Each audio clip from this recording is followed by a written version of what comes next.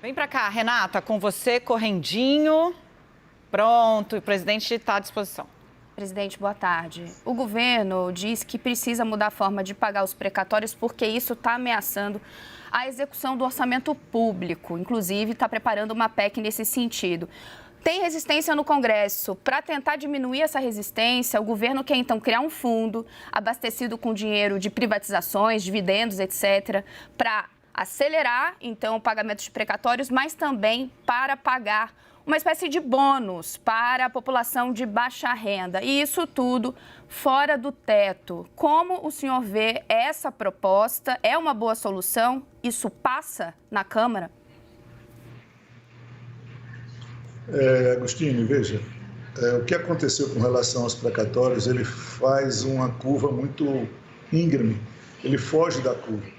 Nós precisamos fazer a seguinte pergunta: ou nós vamos dar à União o mesmo tratamento que estados e municípios já têm, porque nós fizemos a Constituição e dissemos lá que no seu artigo 100, parágrafo 19, os estados e municípios só pagarão precatórios obedecendo uma reta, uma norma da média dos últimos 5 anos, e às vezes até vinculando algum percentual da receita corrente líquida.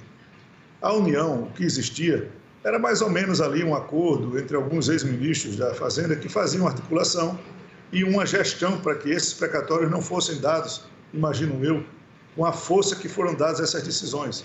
90 bilhões de reais, ou nós descumprimos todos os compromissos de investimentos e pagamentos da máquina pública para o ano de 22, ou nós pactuamos um parcelamento. Não é calote, eu não defendo calote, o governo brasileiro não tem o perfil e não pode o país dar um calote, mas nós também não devemos inviabilizar.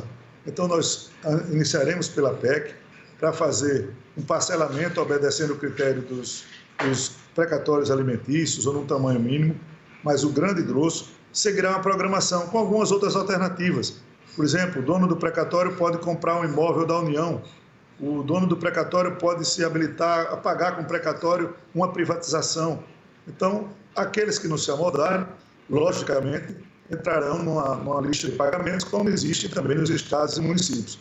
Com relação ao fundo, ele não tem nada a ver com teto, porque se nós estamos falando essa semana de privatização dos Correios, se os Correios forem privatizados, o resultado dele, um tamanho, um percentual, será dirigido para aquelas pessoas do cadastro único, aquelas pessoas dos bolsas que estão abaixo da linha da pobreza, para que, na realidade, um pedaço do que é da população seja revertido para a população.